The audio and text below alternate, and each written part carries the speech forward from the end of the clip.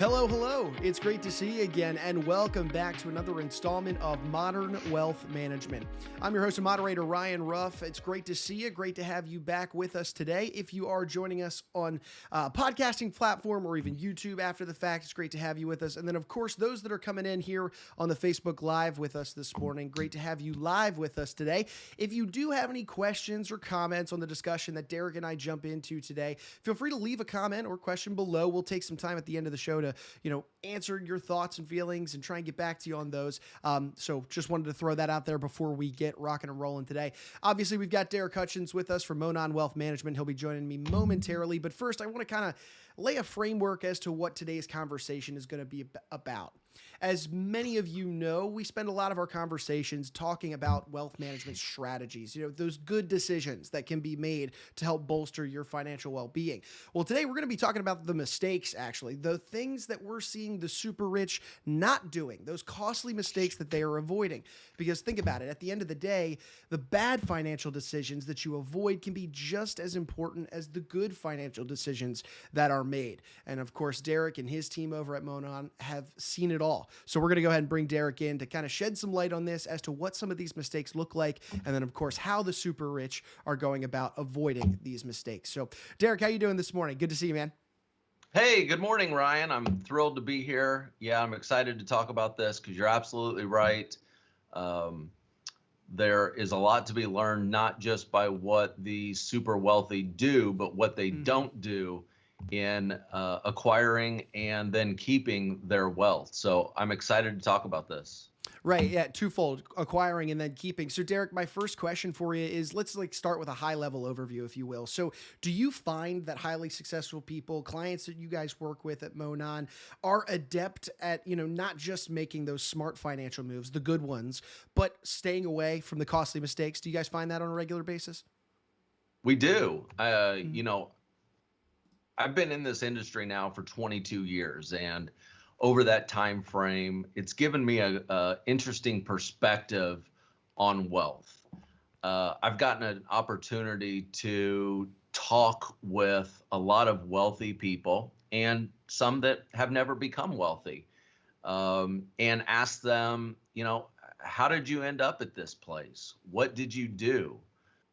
And then once, a relationship builds, I can see at that point what their preferences are moving forward, how they choose to take action or not take action, what's important to them and what's not important.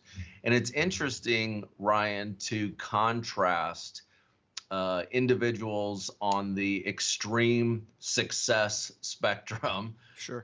And see how they make decisions and how that contrasts to most everybody else. Sure. So Darrick, in that same vein, if we're looking at some of those individuals that have an extreme level of wealth, the super rich, as we often refer to them on this show, are there, what if somebody's sitting here thinking, well, obviously I'm nowhere near that level of wealth. What can I learn from a group of people like that? What can they learn from a group of people like that? Listen,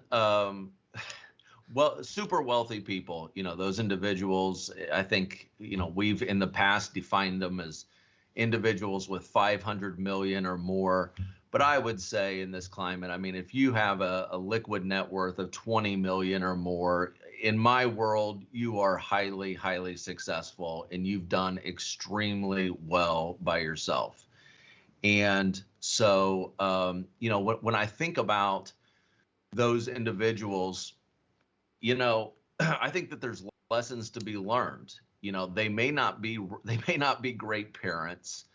They may not be great philanthropists. They may not be good neighbors, but what they have been good at is acquiring and maintaining and growing their wealth. And that's really, I think that's what we're here to talk about. Mm-hmm. If you want to know how they parent, that's a completely different show. But for the rest of us, if we're going to model our wealth building behavior after anybody, it should be somebody that's already had the kind of success that we want to have. Sure. So in my mind, that's why it's so important to know what this group of people have done and, as you say, what they haven't done. Well, I think we've laid a pretty nice framework. Let's start to unpack this here. What's this? What's a first really, a mistake that you're seeing those super rich individuals tend to avoid on maybe a weekly, yearly basis? What are you seeing on this front? Well, I'm going to start off with what I really think is the most important. And, Hmm. and quite frankly, on October 26, 2021, I think that this really, really resonates. Um, we see the wealthy and the super wealthy, the individuals that we aspire to grow our wealth like, we see them have very clear goals and have a smaller appetite for chasing shiny objects. The reason that I wanted to use the date here is because in today's world, late 2021, I am seeing a tremendous amount of what we call FOMO, right? Fear of missing out. And what's interesting is that it's not my wealthiest clients that are calling me regarding the latest SPAC or the latest cryptocurrency or trying to time the market. As a matter of fact, I don't get any calls about those topics from my wealthiest clients. They're completely disinterested. They have their goals in mind. We've built a plan to hit those goals, and they are less likely to be distracted by some of this other stuff that's going on. I love it when a client, maybe a less successful client, calls me up and says, "Hey, my friend says this," and will give me some kind of an investment theme, an investment product, something. And my first question lately has been, is your friend rich? Hmm. Are they wealthy? Well, no. Then what are you doing listening to them? Yeah. Because what I find is that it's not the top end of my clients. It's not the wealthiest clients that are if they listen to advice, they're listening to advice from people who have been more successful on that spectrum than what they've been. So in this environment where it's really easy to chase some new investment theme or investment in the new investment product. The first thing I will tell you is that the extremely wealthy out there, they don't do it. They don't have the time. They don't have the interest, and they are so clearly focused in on their goals that they're less distracted by some of this noise out there.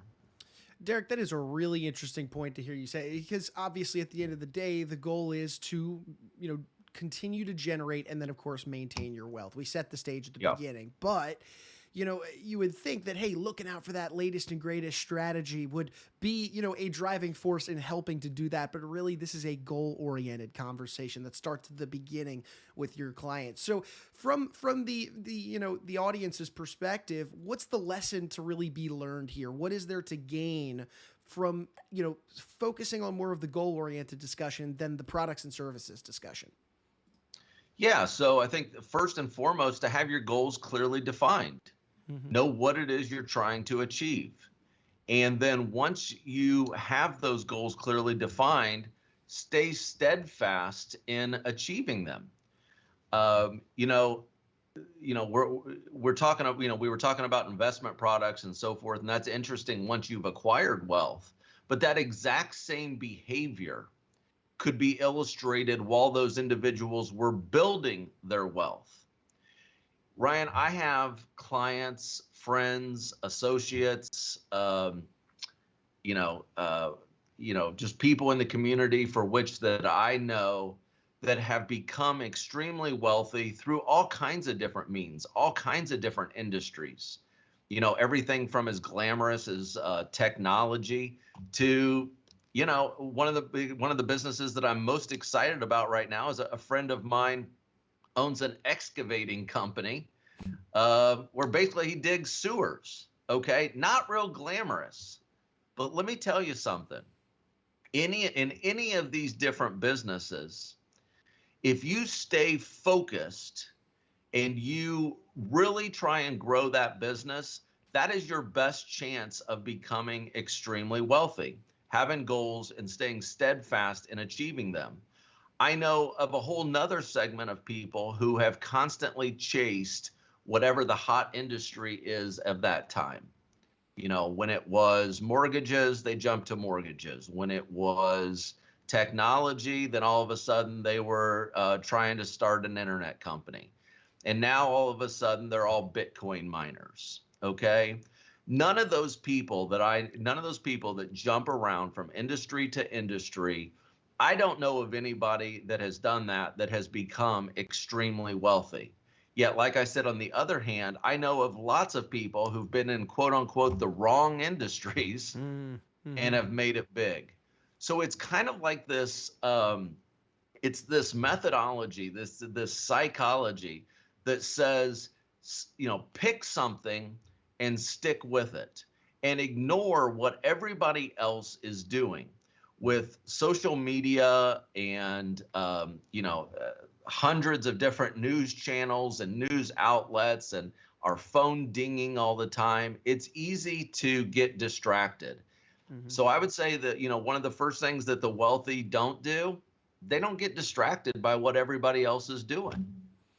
Darrick, I absolutely love that. It's such an important topic. I mean, twofold, really. It's defining and staying on top of your goals and what you want to achieve, but also the grass isn't necessarily greener on the other side. You know, stay with your plan, stay steadfast, like you had mentioned, and boy, can that work wonders for your wealth and help you avoid that costly mistake, which is ultimately the theme of our show today. So, Darrick, you know, shifting gears to maybe another mistake, maybe one that's not as massive that you're seeing with clients today, just in discussions and whatnot.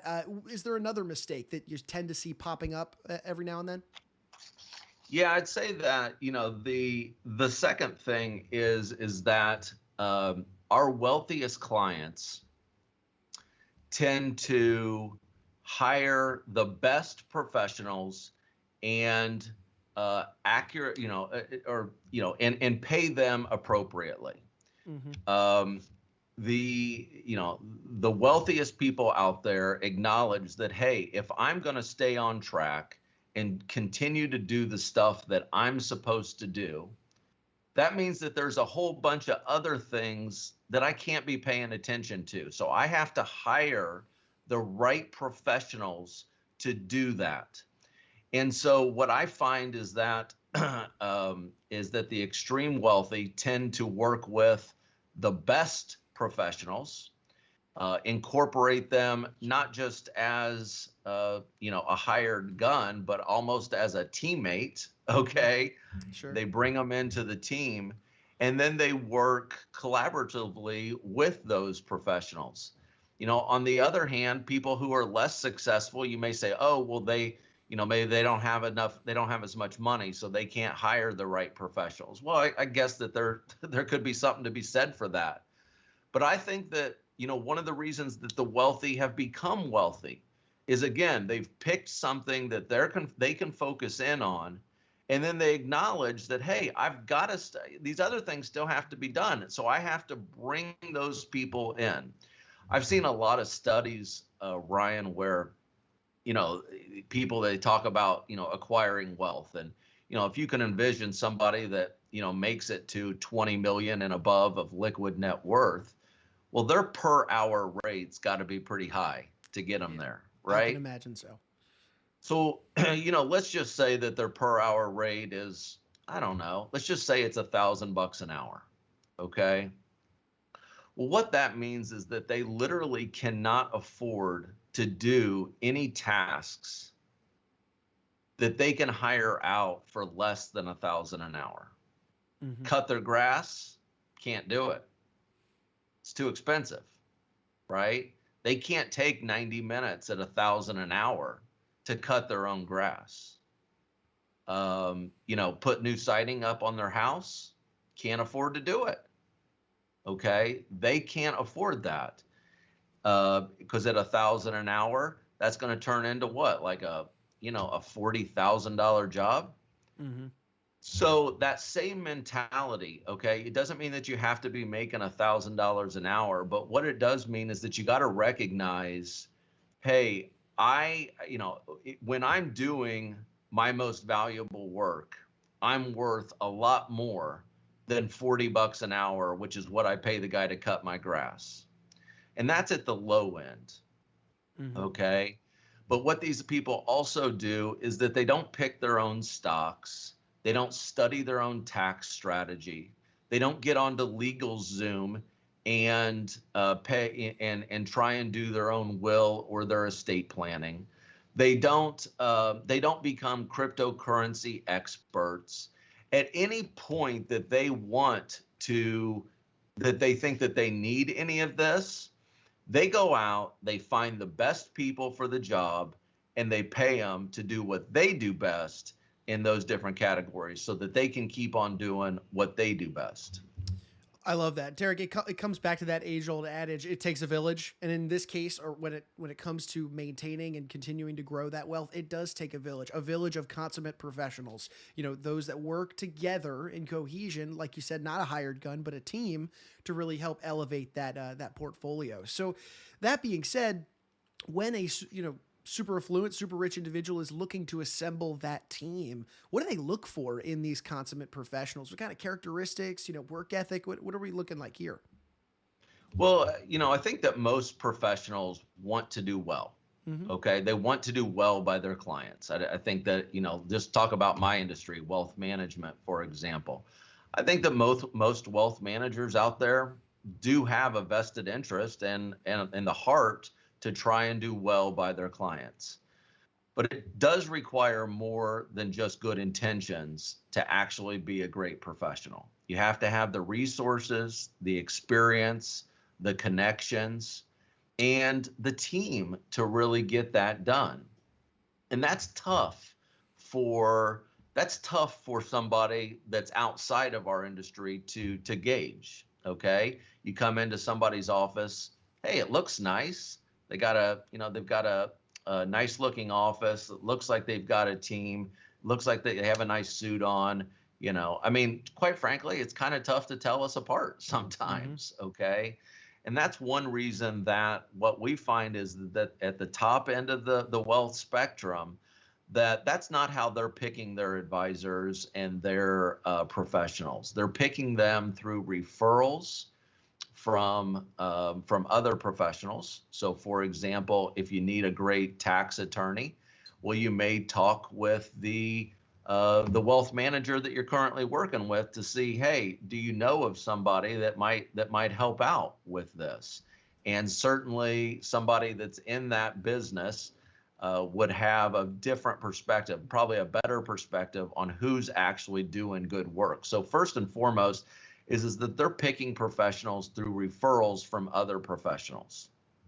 All right. Mm-hmm. The second way is that I think that most people want to do business with professionals who are at the top of their game.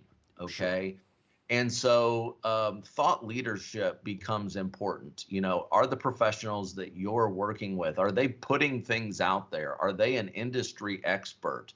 Are they speaking on things like this live podcast to give ideas out there? Are they writing books? Are they doing presentations?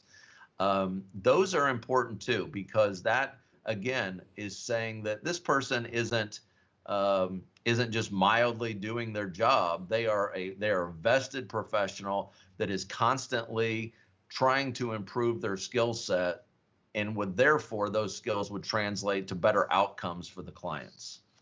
Sure. Roger that. So there's kind of two veins there in terms of making the right decisions to build that team of professionals around you. Darrick, shifting kind of maybe to a third and final mistake, do you have anything that you're seeing that clients should be avoiding or that the super rich rather avoid in their best practices? Well, I think that as we talk about avoiding mistakes, I think that the third thing we can talk about is what kind of process should I go through to make sure that I'm not making mistakes? And I think of two different things. You have second opinions and stress tests. Okay, and sometimes it's easy, it's easy to get those two confused. So let's talk about them. Yeah. A second opinion, we're used to that terminology as it relates to the healthcare profession. If you were on your way to, if you had something wrong with your heart and you were told that there was some type of a procedure, a risky procedure in order to get that done or in order to fix it, well, you might seek out a second opinion before you went under the knife. Okay. So a second opinion is typically something that you would use before you would implement a strategy. For example, if you were thinking about implementing some kind of a new tax program, well, you might before you do that, you might want to go get a second opinion from another tax professional to make sure that this is, that there isn't a better solution or something that you're missing. Sure. So that's a second opinion. The second thing that we talked about there was the stress test. And the stress test is really done typically after you've already got a plan in place and maybe it's been running for a little while.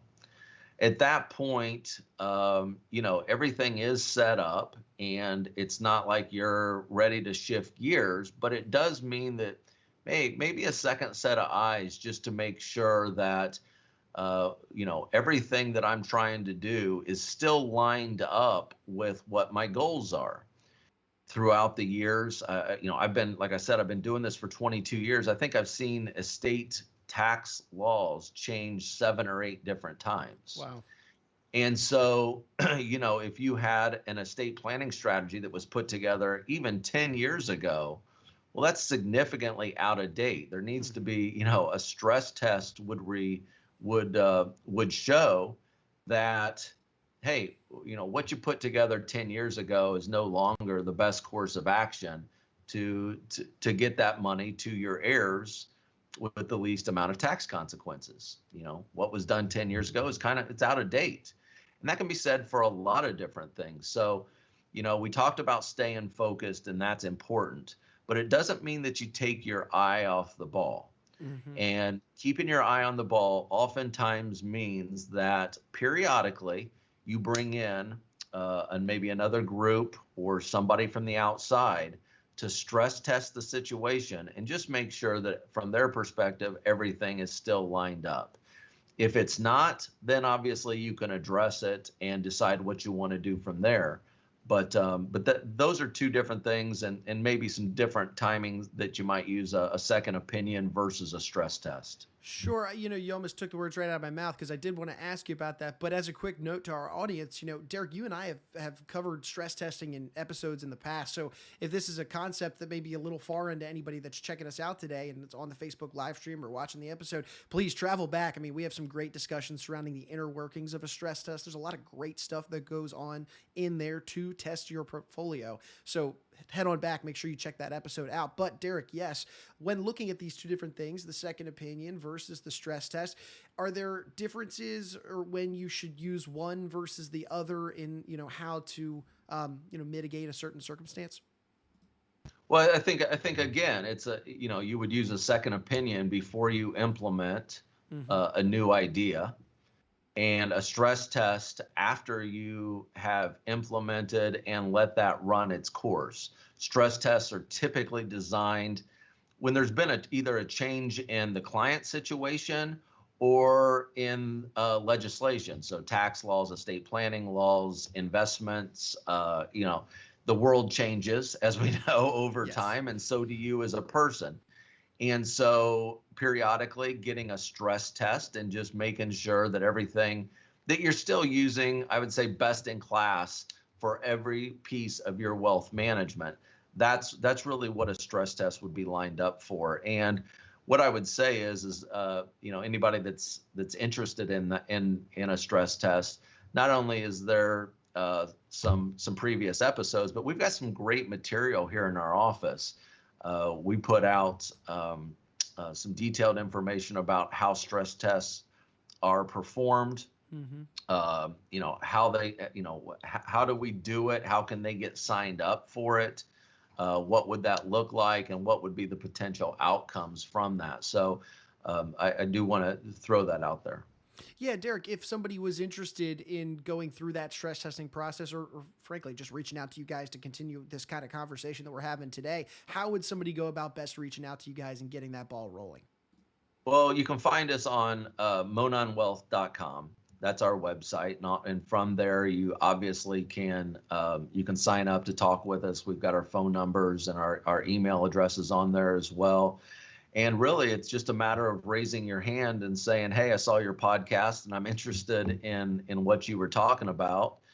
Talk with us a little bit. We'll evaluate whether a stress test or a second opinion might be appropriate for you, and then we can go from there. Stress tests can be as specific to one specific topic, like estate planning, or it can be a little bit more broader, where it says, "Hey, I'd like for you to stress test our entire wealth management plan and see if there's any gaps or anything that we could improve upon as it relates to investments, taxes, estate planning, charitable giving, and wealth protection."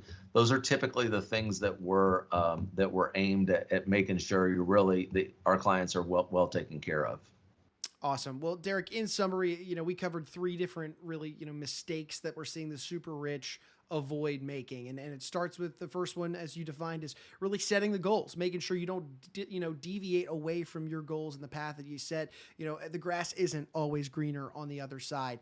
Secondarily, it was building the right team of professionals around you, getting trusted advisors to work with you to help continue to generate that wealth and to push it forward into the next 5, 10, 20 years. And finally, of course, getting a second opinion and a stress test to make sure that your strategy is in fact the right one moving forward, given tax law changes and everything else that changes in our world that we see so much. So really appreciate you kind of breaking down some of these mistakes that we're seeing the super rich avoid, some of the strategies they're implementing. Is there anything else you'd want to share with us before we wrap up our conversation today on this front? I would just emphasize that for all of us out there that are not yet super rich, we need to, one of the reasons that we study this group of people is because they hold something. They're not exceptional people, all right?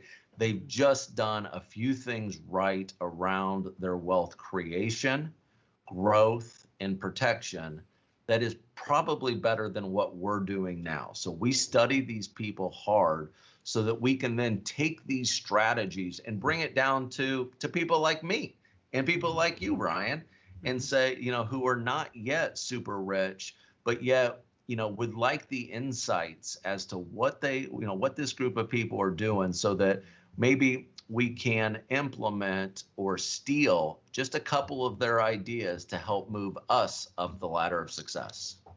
I love that. Well, Darrick, thank you so much for taking some time out of your day this morning to be with us and to share your insights on the matter. And I'm looking forward to jumping back aboard with you for another episode here, in the coming weeks. All right. Thanks, Ryan. And look, hey, we want to take one final moment here to thank you, our audience, for jumping aboard here on today's Facebook live stream, or after the fact, if you are with us on a podcast or YouTube. All the same, we appreciate you being here. At the end of the day, these conversations, they're meant for you. As Darrick just mentioned, there's a lot of lessons to be learned, a lot of insights that we can pluck from the super rich, and we've got a lot of great conversations still ahead of us on this show that we don't want you to miss out on. So for Darrick Hutchins, I'm Ryan Ruff saying so long, and we thank you so much for joining us on today's edition of Modern Wealth Management.